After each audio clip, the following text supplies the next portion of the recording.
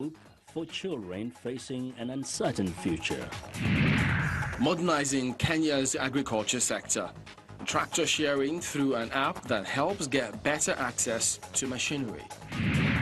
Improving the lives of people living with disabilities. Inspiring stories from this year's Ability in Disability Conference.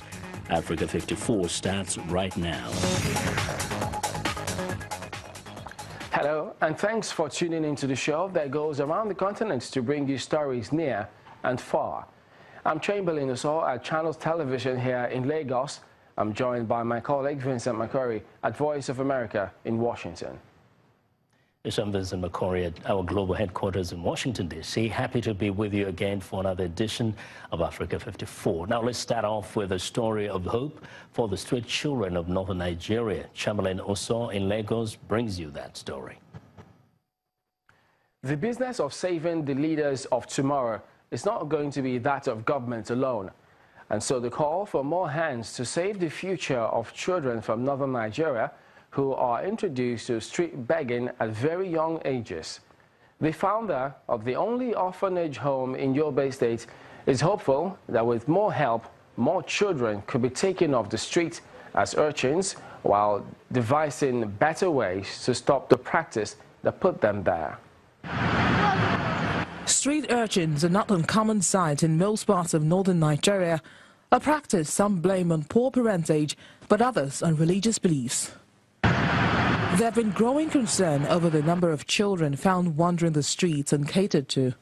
But following the activities of Boko Haram terror group and the killing of over 20,000 people, which leaves many homes shattered, more children have been given reasons to roam the streets to fend for themselves. But not everyone just condemns it. Some are actually doing something about it.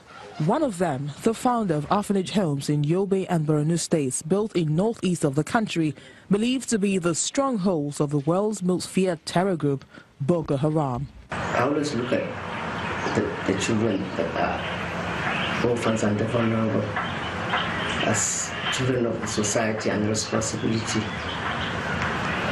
of everybody. So at that time, I thought I should have a project that will last, a pet project. We really wanted to see that such children, being orphans, will have a responsibility, a duty.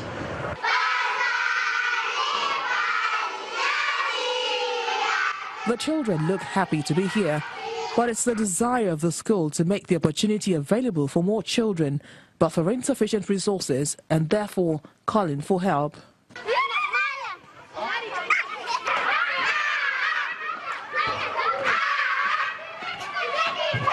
As of now, we are having more than 5,000 orphans and vulnerable children in our register, awaiting enrollment into the orphanage. And we cannot do that because we are running short of resources to cater for the needs of such indigent orphans and vulnerable children. So we appeal to the generality of the humanity that they should come in to support the orphanage. Government alone should not be left alone to shoulder the responsibility of the orphanage. There is need for the philanthropists, donor organizations and other individuals to come in to support the orphanage. The result of the investment here surely calls for more. I was brought over here when I was 9 years old. I started my primary school here at the Team Care Foundation. I'm currently now a student of University of Maiduguri studying agri-engineering. They are doing very, very well. The Vicky was very proud there. They are now in their fourth year medical students. In fact, one of the girls, I'm very, very proud to say that, has been getting the overall first prize for all the medical students in her state every year since we were admitted there. With more establishments like this, often children may be far from being in danger, but may be sure of having better lives just like every other child. Joining us to talk about the situation of street urchins in northern Nigeria and solutions to them is Saada Baba Muhammad. She is the founder of Attitude and Character Change Initiative. Thank you for coming on Africa 54 today. Thank you for having me. Could you tell us, this is a matter that raises concern for lots of people. How would you say we got to this situation in the first place? Yeah, first, let's understand what the system is. The Almajiri system is a kind of Islamic traditional educational system, whereby the young are expected to go and then boarding under the watch of a scholar, an Islamic scholar, to memorize the Quran. Okay, but of recent, it's been misconceived. Some scholars do not really want to attend to this, this intention. They deviated to using these boys, on the street. They use them to kind of satisfy some of their personal needs. Sometimes they send these boys out to beg for alms or send them to their farms to farm for them instead of learning, the Quran. Some of these boys can hardly interpret the Quran. They can hardly tell you what the Quran is all about because they don't learn the Quran. Instead, they go to farms.